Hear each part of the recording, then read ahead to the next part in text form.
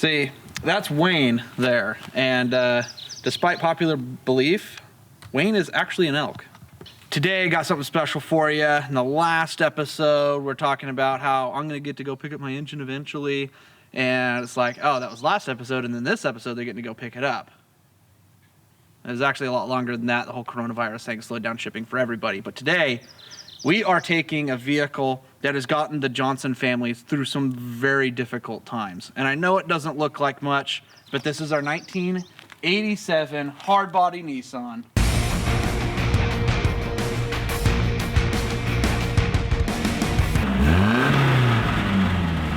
Oh yeah. Take you right back to the 1980s. Not only is this thing got a bitchin' sound system, but it doesn't even have a cassette player. So all you get is FM radio. And the best speakers on the planet.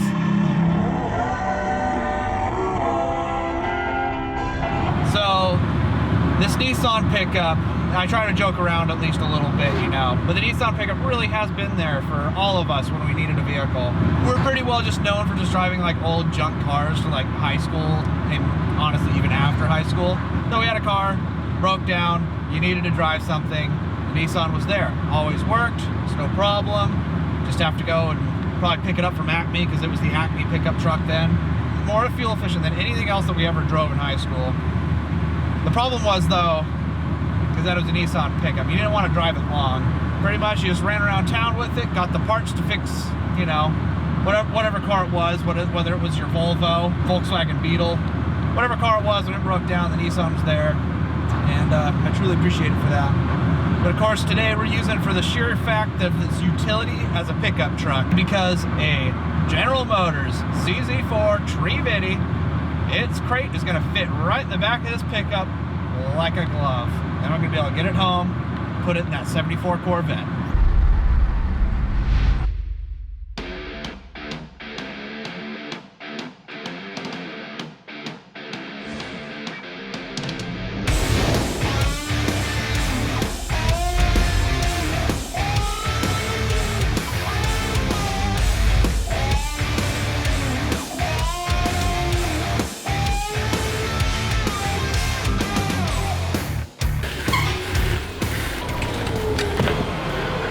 It's gonna be so sick today. I'll be able to like put my foot down and the car's gonna like break both tires and do a sick ass burnout once it's all done. Don't hurt my truck. Now I probably can scoot it. Yeah, okay. I can scoot it. Okay, cool. Further. Thanks. Yeah. Wasn't that fast? Yeah. Real fast. All right, thank you. All right, guys, have fun. Yeah, you too. So one of my favorite stories about the Nissan, back when it was the Acme pickup truck, there had been a little bit of water on the ground from rain, which fell out of clouds in the sky. Jim was out driving the Nissan, but our dad gets a call at work, and someone's just like blowing up in the phone, pretty angry, talking about someone driving like a complete jackass in the company vehicle. You know, that person is probably assuming that it's an employee of Acme Collision Surface. And come to find out, it was just Jim alone in a giant parking lot, learning how to use the parking brake. I was never really much of a car guy or anything. This is literally the first car that I'm actually doing any amount of real work to like build a car, other than maybe like the Humvee or something kind of counts. But I kind of just told myself that before my dad kicks the bucket, I want to cruise with him in a hot rod. So I gotta get my hot rod going. Now I can't really resist. I'm just gonna like open up that box and take a look at some of the parts. That's super cool. I'm totally excited. I feel like one of those things, like a normal car TV show would do, where I just like go ahead and drop this on the floor. And be like, oh, it was an accident. Well, it cut to commercial, I guess, first. You'd be like, oh man, I want to know what happens. So I'm gonna sit here and watch all these commercials and wait so that way I can find out what happened, just to come out and find out that nothing actually even happened, probably. Whether the boss isn't that mad about it or something. But I'm just not gonna drop it. I'm gonna box it back up and put it back inside that other bigger box.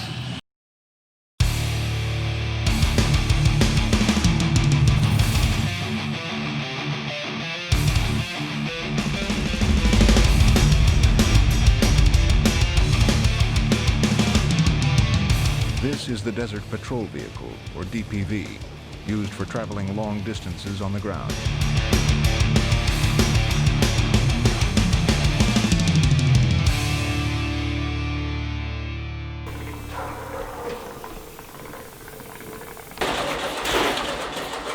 Damn it. We're gonna have to compression start it down the driveway or something.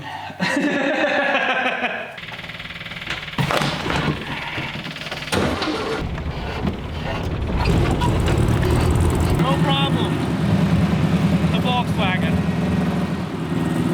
Gonna let her warm up for a little bit.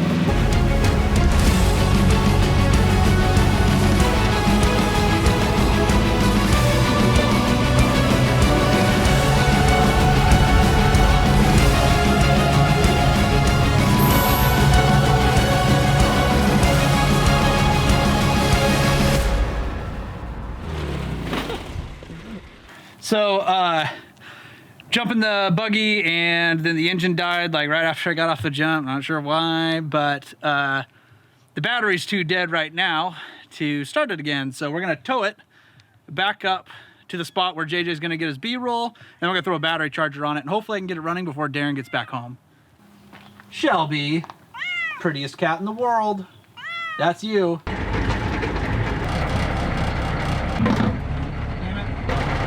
Alright, sweet. This is one of the straps that they use for airlifting Humvees with a helicopter. That's about as far into that as I'm gonna go. Otherwise, Darren would just yell at me. Alright, JJ. Hop on in, you're steering. Humvee doesn't like it, JJ. Let me actually put it in four-wheel drive now.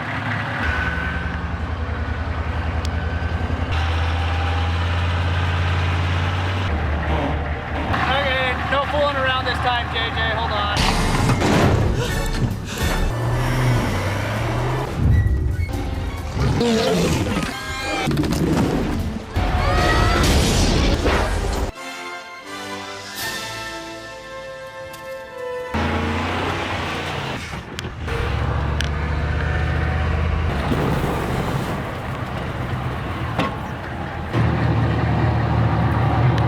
You don't know how to use the brakes? I didn't know. I'll help. A little more comfortable. Little more entertaining, yeah. This is our dune buggy, and by our, I mean Darren and I's. We split the cost on it. We're splitting everything because we kind of just decided it's useless for us to both have dune buggies. But this is a good way for us to be able to make it to where Rambo and Aliyah can go out to the dunes with us, because Rambo's not old enough to ride his own bike, and Aliyah doesn't really care to. But it's not gonna stay like this forever. So I'm gonna send JJ a few photos to put in with the footage, and then you guys can kind of see where this project is going to take us, and that it actually lines up perfectly with the business that we're into. So right now, it is currently just a 4-speed manual transmission Volkswagen Beetle with a dune buggy body on it. The whole front beam is straight off of a Volkswagen, and the engine transmission straight off of a Volkswagen. But it's gonna be pretty sweet. It's gonna have decent suspension, or it'll be a lot of fun. And it already goes a lot of places. So it's gonna be cool, and stay tuned. I grabbed it, I was like, I'll pay $15 for this. Is that Rosie?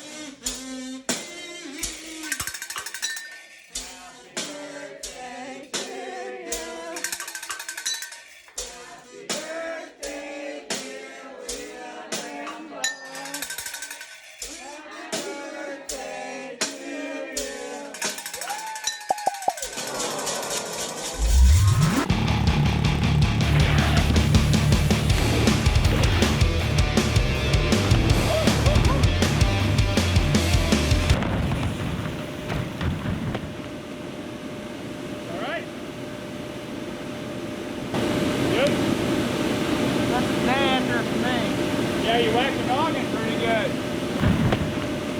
All right, well, it's good to call it there. Probably look crazy as hell too. Still can't ride. I can road bike. How's it feeling? Pretty good. Good. But it's any of the pulling or quick snatching. Yeah. Like even when I was riding up the driveway, just that pulling on it, yeah, I mean, it kind of bugs the collarbone, and then something about my shoulder blade in the back is a little bit painful. So, the joys of crashing. Yeah. I'm getting old. If I was 17, dude, I'd be riding again that day. Age is just a number, man. You're not getting old. Yeah.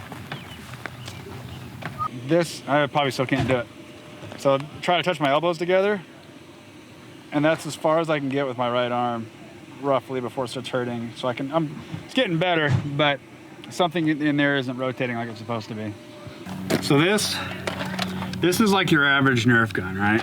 It's super lightweight, super flimsy, and cheap toy, which is fine, because who would take Nerf so seriously? So this is what I'm using. This is made by a company called Worker. They specialize in modified Nerf guns. Fires what you'd call like a half dart. So it takes special darts. Shoots roughly twice as hard as a stock gun. Get some more accuracy. So this is just perfect for the kind of person that wants to take a child's birthday party way too far. Dude, what? Yeah, check it out. Dude, what the? That's sick. That is a quality. It's not really Nerf. It's a brand called Worker, but. Oh my God, dude, that's incredible. It's like a full-on. It's a Nerf gun that's so badass you can actually use an aim point on it, and it's worth having on there. What? It's gonna be sweet, dude. Dude, I can't even handle that right now. That's insane, man. I wish I had that when I was a kid. Oh, that's so sick. Sadly, I didn't know like how far I could go with it. So this is like middle of the road for how much you can modify one of these things, because I wanted to like not hurt little kids. Well, later on, I found out that Darrin doesn't care very much, so I could have went a little bit more, but oh well, next year. This is a real Nerf gun, but just with an upgraded spring inside of it. Something like that. I could drill my mom right now. Try me. Mine's not shooting. Uh-oh. Oh, I'm empty. So what's the advantage? Less drag. Okay. But versus this gun, it really doesn't really make a difference. So another boring story from Jim, because I love telling you guys boring stories that are too long and played out. So JJ just asked me if we ever got into snowboarding. Last time I went snowboarding, I had a hat. I should pull the hat out actually to tell the story. But anyways, so a BMW logo is the same size as this, and a BMW logo has two prongs on the back side of it here. I decided to use those two prongs to screw it to my hat. So I had two screws, bolts sticking out of the back side of the hat. Wore the hat backwards, snowboarding down the hill. My heels caught, flipped me back like that. See those guys? So we're on the lift on the way up, and I was like, God, my head hurts. Then I remember the hat. I was like, oh yeah, and I take my hat off, and it's just full of blood. I'm like, oh crap. But we kept going, it just hurt. The hat punctured my head. It was a bad idea, that's what I'm getting at. Remember the scooters, when we were kids, you had the big scooters, not the razor ones that suck? So I came up with the idea to, no, it wasn't my idea, I copied somebody, to bolt a snowboard onto the bottom of it. So I do that, and we go up in the snow and try jumping this thing. I go over the handlebars and the board. See that incision right in the back of that long one? Wherever that guy is? That was from that snowboard hit me in the back of the head. We had to leave immediately and go to the ER. That was terrible. That doesn't work very good. Here you go. That's supposed to be 1,000 darts right there. Come on, there comes the cow. Oops. Yeah. It's really nice at Glock. They sent us safety glasses for all the kids for this. For people who don't want to get their eyeballs shot out. Bright yellow. Is there other colors too? No, that's it. They're all yellow. I will say Glock spent more on their case than the glasses. But we appreciate it. This is Cunningham. So Jim and Kim Bob's always showing everybody all their cool new stuff that they get, and I got something I'm really proud of for free off Facebook Marketplace. It's my new shed. Kind of got to get rows together to get a little bit of painting on it, but check this out. Look at that. She's a cherry. And that's Trevor. I like the screws that stick out the side of here. The way this works, when you die, the flag, hey, pay attention. When you die, the flag, the cone, has to stay where you died. There's no throwing it forward, there's no throwing it backwards, there's no throwing it. It has to stay with you. And if you got shot and took 7 steps, go back to where you got shot. Yeah, whatever it was. So, another thing we just decided with the other team, if they get their flag halfway down the hallway, you can bring it back. Okay. That's how we apparently play it. You guys need to get yours back to the bottom of the stairs, and we have to get ours back to the bottom of our stairs. The stairs. Fabulous.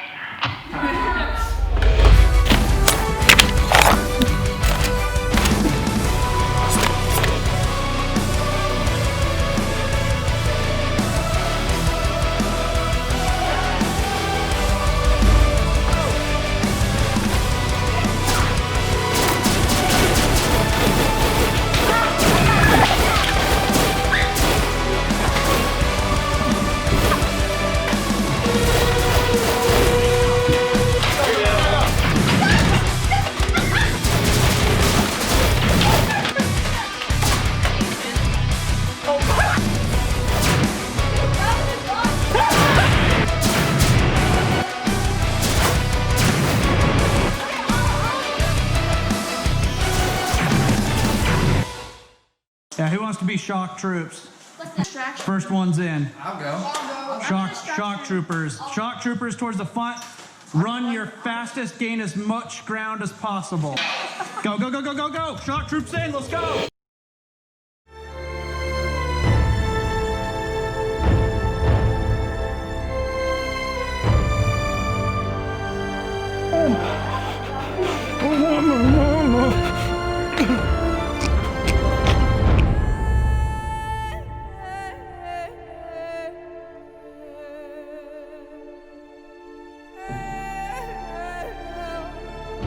Okay, man, so like, I know we thought it was like Nerf. You know, so like, what's the big deal, bro? But like, it was gnar. You know, you look around you, there's bodies laying everywhere. Darts are flying past your head. Your batteries might be dead. So Prestone Antifreeze, sponsor us. Feeling lonely, feeling depressed. Get your head on your butt and do the do!